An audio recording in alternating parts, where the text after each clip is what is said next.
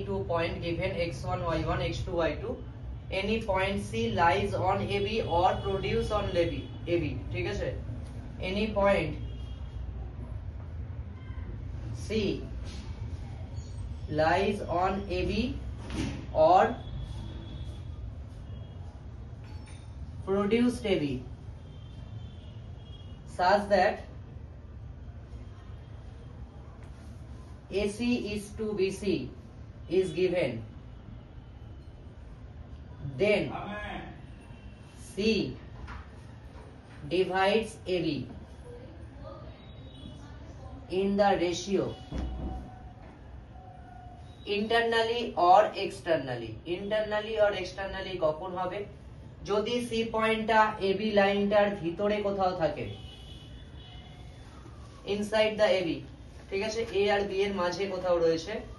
C যদি এরকম ভাবে থাকে যে A থেকে C এই ডিসটেন্সটা যদি m হয় আর B থেকে C এই ডিসটেন্সটা যদি n হয়, দ্যাট মিন্স কি বলতে চাইছি আমি, AC by BC equal to কত, m বাই n, এবং C টা কোথায় আছে বললাম, AB লাইনের মাঝে কোথাও একটা আছে। তখন আমরা কি বলবো, C divides AB internally in the ratio m is to n। কিন্তু এই কেসটাই যদি এরকম থাকে যে A আর B দুটো পয়েন্ট দেওয়া আছে, C টা হচ্ছে প্রডিউসড AB এর উপর আছে, এবং ওখানেও সেই একই জিনিস, A থেকে C এটা যদি m হয়, B থেকে C এটা যদি n হয়, এখানেও সেই একই জিনিস, AC বাই BC এটা হচ্ছে m বাই n, কিন্তু C টা কোথায় আছে, প্রডিউস AB এর উপর আছে, মানে AB রেখাকে বাড়ানো হয়েছে, AB লাইনটাকে বাড়ানো হয়েছে। আমরা একটা স্ট্রেট লাইনকে জানি দুদিকে যত খুশি বাড়ানো যায়, তো এবার ওই প্রডিউস AB এর উপর আছে বলে এই জন্য আমরা কি বলবো, C divides AB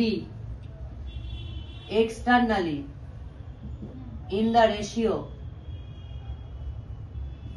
m is to n, যে রেশিওতেই দেবে, কিন্তু এখানে একটা জিনিস ব্যাপার, সেটা হচ্ছে A আর B এর কোঅর্ডিনেটটা আমাকে দিয়ে দেবে।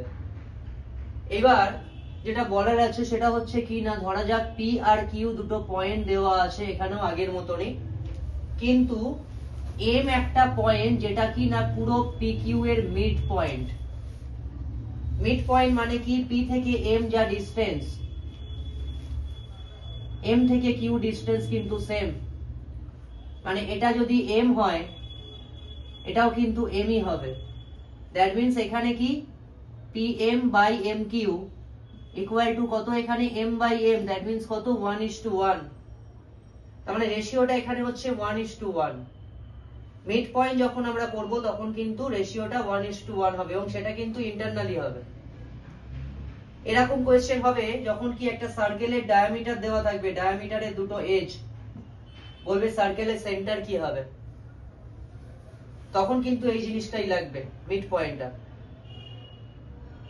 বোঝা গেছে? ব্যাস, এইবার আমরা থিওরিতে মোটামুটি জিনিস যেগুলো বোঝা